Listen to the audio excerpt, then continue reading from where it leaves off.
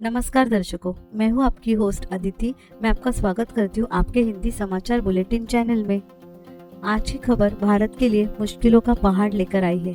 ये जो न्यूज़ मैं आपको सुनाने जा रही हूं, वो न्यूज़ स्टील सेक्टर के बारे में है। दरअसल भारत और यूनाइटेड अरब अमीरात यानी कि यूएई के एक्सपोर्ट को लेकर ये खबर है। तो चलिए फटाफट चलते हैं इस न्यूज़ की तरफ। यूएई ने जो भारत पर एक्सपोर्ट बैन लगाया है, उसकी वजह से भारत मैन्युफैक्चरर की प्रॉब्लम बहुत ज़्यादा बढ़ गई है। दरअसल यूएई ने स्पेशली भारत के लिए स्टील के रॉ मटेरियल का एक्सपोर्ट बंद कर दिया है। यानी कि यूएई जो भारत को स्टील का स्क्रैप बेच रहा था, वो उसने अचानक से बंद कर दिया है। आइए इस खबर को पूरे विस्तार से जानते हैं। आपने अभी तक चैनल को सब्सक्राइब नहीं किया है तो इसे सब्सक्राइब कर लीजिए, हमारी मेहनत को अप्रिशिएट कीजिए। यूएई और भारत एक दूसरे के बहुत अच्छे दोस्त हैं। कई सारे इंडियन वर्कर और ट्रेडर्स दुबई जैसे सिटी में रोजी रोटी कमाने के लिए स्थलांतरित है और यूएई भारत को अपना सबसे बड़ा ट्रेड पार्टनर मानता है। और मैं आपको बता दूं दर्शकों कि यूएई भारत पे कई सारे प्रोडक्ट्स पर निर्भर है।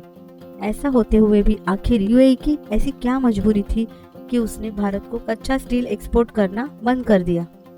तो आइए देखते हैं आखिर भारत यूएई को क्या क्या एक्सपोर्ट करता है। भारत यूएई को सबसे ज्यादा खाने पीने के आइटम्स यानी कि फूड आइटम्स एक्सपोर्ट करता है। फूड आइटम्स में यूएई सबसे ज्यादा बासमती राइस इंपोर्ट करता है। इसके बाद कई सारे मसाले, वेजिटेबल्स, दूध के प्रोडक्ट्स और चाय भी इंपोर्ट करता है। प्रोसेस फूड में हम नमकीन, नूडल्स और मांस मच्छी के प्रोडक्ट भी यूएई को एक्सपोर्ट करते हैं। फूड प्रोडक्ट्स के अलावा हैंडीक्राफ्ट, हार्डवेयर जैसे टॉयलेट पॉट्स, यूरिनल, अलग अलग प्रकार के carpets, machinery and engineering products, gem and jewellery और कई प्रकार के केमिकल्स, टेक्सटाइल और गारमेंट भी इंपोर्ट करता है। तो इतने सारे प्रोडक्ट्स पर यूएई भारत पर डिपेंड है। यूएई के अर्थव्यवस्था मंत्रालय ने एक निर्देश जारी किया है जिसमें 6 महीने पहले के लिए स्टील स्क्रैप निर्यात पर प्रतिबंध लगा दिया है। तो आइए विस्तार में जानते हैं कि ऐसी क्या वजह है कि यूएई ने भारत के ऊपर इतनी कठोर कार्यवाही की है। यूएई ने भारत स्टील इंडस्ट्री को स्टील का स्क्रैप एक्सपोर्ट करने के लिए साफ तौर पर मना किया है और ये भी खबर सामने आती है कि ये बैन पाकिस्तान के ऊपर भी लगाया है। लेकिन पाकिस्तान यूएई से बड़े पैमाने पर स्टील स्क्रैप नहीं खरीदता। यूएई हर साल लगभग 1 मिलियन मेट्रिक टन इतना स्क्रैप एक्सपोर्ट करता है और इसका 70 से 80% का हिस्सा भारत और पाकिस्तान को एक्सपोर्ट होता है। पूरे भारत और पाकिस्तान को एक्सपोर्ट होने वाले इस 80% में भारत अकेला 75% से भी ज्यादा स्टील का स्क्रैप यूएई से खरीद रहा है। और यूएई में हर साल 3 मेट्रिक टन स्टील का प्रोडक्शन होता है और भारत की सालाना 120 million metric ton steel produce करने की क्षमता है।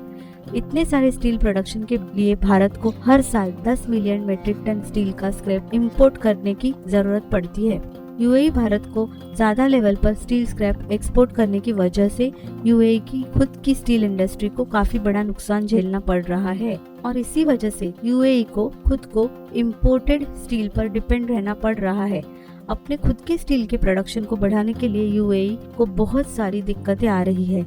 यही मेन वजह है कि यूएई ने भारत को स्टील स्क्रैप एक्सपोर्ट करने पर रोक लगा दी है और ये वजह जायज भी है क्योंकि उनकी खुद की स्क्रैप इंडस्ट्री मैन्युफैक्चरिंग कंपनियों को स्टील मैन्युफैक्चरिंग करने के लिए यूएई इसका उपयोग करेगा।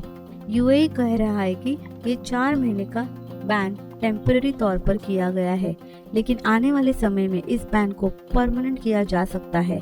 इसका सीधा मतलब ये है कि यूएई अब भारतीय स्टील इंडस्ट्री को स्टील देने में इंटरेस्टेड नहीं है और इसी वजह से भारतीय स्टील इंडस्ट्री को इसका बहुत भारी नुकसान उठाना पड़ सकता है।